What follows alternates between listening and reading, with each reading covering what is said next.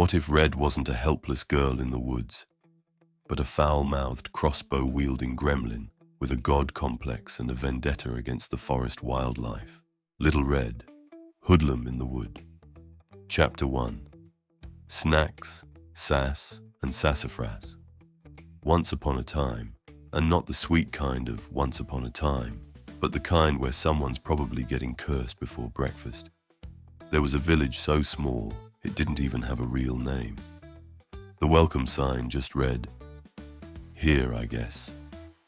In that town lived a girl named Red. Not because she wore a red hood.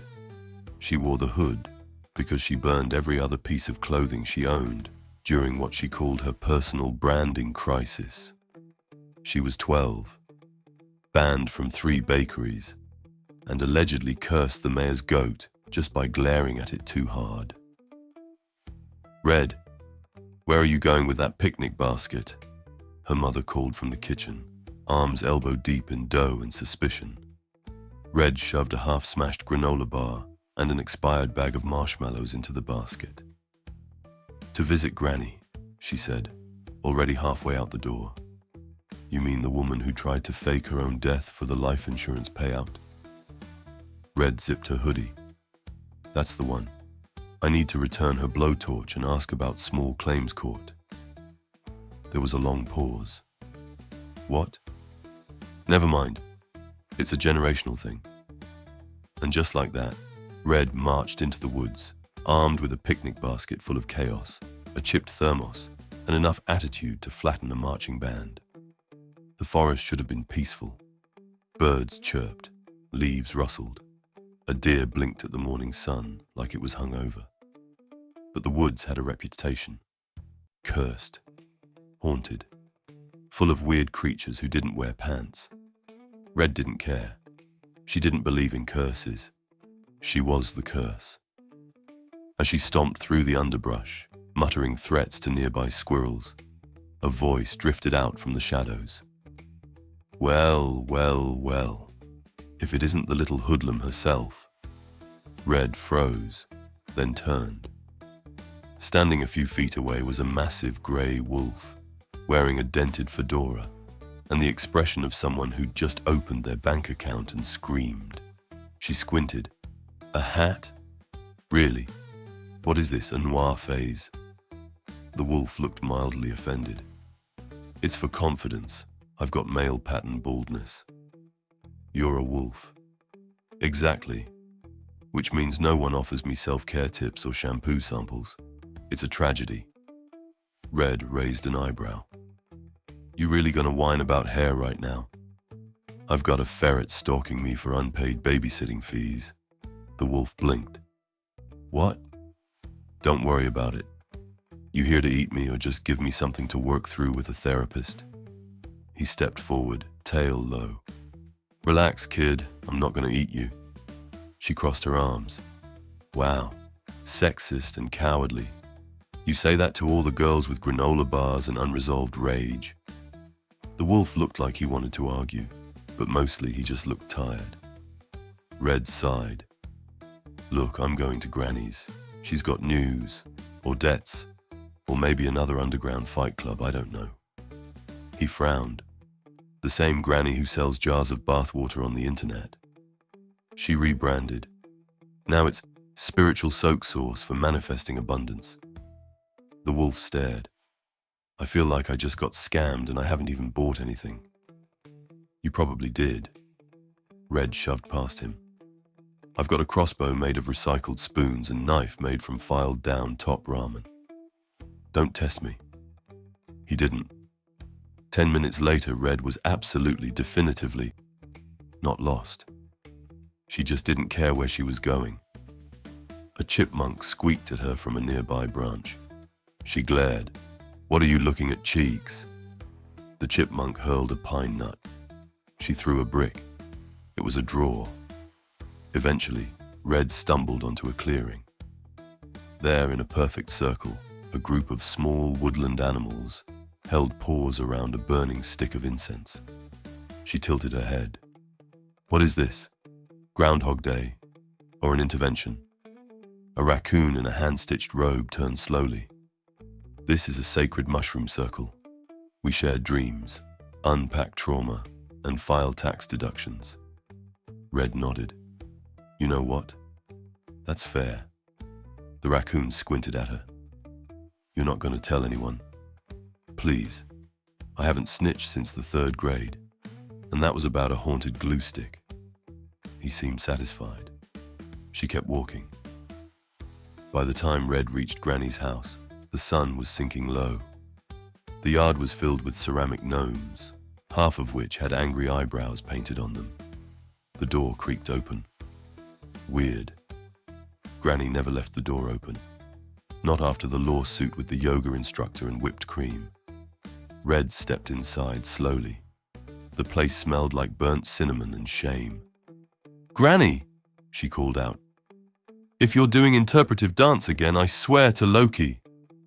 Silence. Her fingers tightened around the picnic basket. She stepped toward the bedroom. A shadow moved behind the cracked door. Come in, dear, said a voice. Low, soft, wrong. I've been waiting for you. Chapter 2. Wolf Problems and Mushroom Cults. The big bad wolf was having what some might call a midlife crisis. He just called it Tuesday. He sat at the edge of the forest on a mossy log, staring at the sky like it owed him money. His fur was thinning. His bank account was emptier than a capybara's thoughts. And the only creature who'd spoken to him all week was a frog trying to sell him suspicious oils out of a fanny pack. He sighed. I used to be feared, he muttered. Children cried. Parents panicked. I was a household name. A nearby pigeon pooped on his hat. He didn't even flinch. Yeah, message received. He pulled out a scroll. It was titled, Rebranding Ideas. Wolf talk. Too many dancing wolves already. Motivational speaking. Devour your doubts felt a bit too literal. Join that mushroom cult in the woods. He paused on that one. The mushroom cult had snacks and helped with taxes. Tempting. But he had unfinished business. The Red Hood. She was a menace. A goblin in sneakers. A force of nature powered by sarcasm and questionable nutrition. He didn't want to hurt her. He just wanted to understand why, whenever she walked into a room, reality itself seemed to unravel like cheap yarn. And maybe warn her, because something weird was happening, weirder than usual. He headed toward Granny's house. He kept to the shadows, like any self-respecting predator with anxiety issues. Along the way, he passed the mushroom commune. They were in session. A squirrel stood on a stump, holding a stick shaped like a question mark. Today's agenda, the squirrel yelled. Why does the moon judge me? The crowd cheered. A badger in a tie-dye robe offered the wolf a juice box. New flavor, pineapple and spiritual rebirth. The wolf took it. I'm not joining, I'm just passing through. The badger winked. That's what they all say. The wolf kept walking. Meanwhile, Red was standing in Granny's bedroom, staring at what she was almost sure was her grandmother. But something was off. The voice was too smooth, the shadows too long, and the hat on the nightstand said, live, laugh, loot. She narrowed her eyes. Granny? Yes, dear. What big hands you have. All the better to... Stop. Number, don't say it. We're not doing that. I'm not playing dialogue ping-pong with someone who can't even keep their voice consistent. The figure under the covers froze. You knew? Red rolled her eyes. You're literally 8 feet tall and smell like beef jerky and broken promises. The wolf sighed and threw back the blanket. He looked tired, embarrassed, and unfortunately still in Granny's nightgown. I was trying to warn you, he said. Something's wrong with that woman. Red crossed her arms. Define wrong. She once faked her death to avoid jury duty. She taught me how to pickpocket nuns. Her moral compass is shaped like a pretzel. The wolf stepped forward. No, like, wrong. She disappeared last night.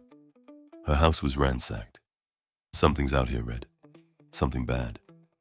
Red squinted. And you thought this? She gestured at his frilly gown. This disguise was the best way to communicate that. He nodded solemnly. I panicked. She groaned. Then something creaked. Not a floorboard, not a pipe. Something under the house. The wolf froze. You heard that, right? Red didn't answer. She was already grabbing the fire poker. Outside, the wind howled like a cheap kazoo from Temu. Leaves skittered across the porch. The lawn gnomes all faced the same direction now, toward the woods. Red kicked open the basement door. The air that rushed out was ice cold and smelled like wet dirt and cinnamon. She lit a candle. The flames sputtered. You coming? She asked. The wolf hesitated, then followed. Because of course he did. Because once you put on an old woman's nightgown and stand in her bed, waiting to be insulted by a child, there's really no coming back. The basement was dark, darker than it should have been. Red took a step forward. The candlelight caught something glinting on the wall. Writing. Scratched into the stone with what looked like a spoon. The wolf leaned closer. I don't like this. Red read aloud. Beware the one who wears the face. She turned to him. What the hell does that mean? Before he could answer, a voice echoed up from the shadows. Not Granny's, not his, something else. You're too late. The candle blew out. Chapter 3. Granny's got a Glock silence. Thick, humming, waiting silence. Red and the wolf stood shoulder to shoulder in the dark basement, lit only by the soft blue glow of bioluminescent mold crawling up the stone walls. Red tilted her head. You hear that? The wolf nodded. Yeah, breathing, heavy, close. A low rasp rolled through the shadows. You're too late. Red slowly reached into her hoodie and pulled out a glowing purple crystal. The wolf blinked. What is that? My emergency light source / emotional support rock. Don't ask questions you're not ready to understand. The crystal flared to life. The basement lit up in an eerie violet glow, and in the center of the floor stood a tall, cloaked figure. Its face wasn't a face. It was a mask, bone white, no eyes, no mouth, just smooth, blank dread. Red's eyes narrowed. You're not Granny. The figure tilted its head. No, it said, but I liked her skin. The wolf whimpered. Okay, nope, I vote we leave. We can call the raccoons. They've got a militia now. Red didn't move. You touched my Granny? The masked thing didn't answer. Instead, it raised one long, clawed hand and pointed at Red. You're next. She stepped forward. Bold of you to assume I fear death. I've met death. I beat him at Uno. He's still mad. The wolf screamed. The thing lunged. Red threw the crystal. Blinding flash. Screech. She grabbed the wolf by the scruff and bolted up the stairs. Move, Grandpa. We're not dying today. They burst into the kitchen. The front door exploded inward. Red ducked. The wolf yelped. And in the doorway stood Granny, wearing a leather jacket, holding a pistol the size of a loaf of bread. Who touched my granddaughter? Red blinked. Granny. Granny cocked the gun. That thing's been sniffing around my property for weeks. I've been tracking it. Took my favorite robe and my backup dentures. Now it wants my girl. The wolf whispered. She's armed. Red grinned. She's always armed. She keeps a machete in the teapot. Granny stepped into the kitchen like a woman with nothing left to lose and unlimited ammo. Where is it? Red pointed toward the basement door. Granny didn't wait. She kicked it open and fired 3 rounds down the stairs. Face-stealing freaks aren't welcome in this house, The wolf ducked behind the couch. Red just watched. Granny reappeared a second later. Slipped into the shadows. Coward. Probably halfway to the raccoon commune by now. Red raised an eyebrow. You knew about the cult? Granny shrugged. I sell them shrooms. They pay in gnome teeth. The wolf stood up, pale. I need to lie down. Granny threw him a juice box. You'll live. Red stared at her. Where have you been? Camping. With the Lich Queen. We play poker on Wednesdays. Your voicemail said you were dead. I was, but I got better. Red nodded. Cool. The wolf sobbed softly into a decorative pillow. An hour later, the three of them sat around Granny's table. A half-eaten pie steamed between them. The gun lay on the table next to a bottle of lavender nail polish and a bear trap. So, Granny said, sipping her tea. What now? Red leaned back. We go public. The wolf lifted his head. Public? Yeah, we live stream it. Face-stealing forest demons, intergenerational trauma, and my deeply confusing snack habits. Granny chuckled. Not bad. We'll need props. Maybe a fog machine. The wolf looked ill. You're exploiting a cryptid. Red grinned. Number, I'm monetizing survival. She opened her basket and pulled out a glitter bomb. This was supposed to be for emergencies, but I think the algorithm will love it. Granny nodded. That's my girl. The next day, the video dropped. Title, I survived a face-stealing forest demon. My granny pulled a Glock. In the first hour, it hit 100,000 views. By lunchtime, Granny had merch. The wolf got a brand deal with an emotional support tea company. And Red started planning her next series. She called it Revenge and Ravioli, a guide to living deliciously while unhinged. Chapter 4, Blood, Bread, and TikTok Fame. By sunrise, the internet had done what the forest never could. It made Red famous. The video of her glitter bombing a demonic entity while her granny fired off warning shots to a dubstep remix of Ave Maria had gone viral. Comment sections were a mess of crying emojis, fire emojis, and one guy offering 3 goats for Granny's hand in marriage. Granny responded with a polite no and a link to her Etsy shop.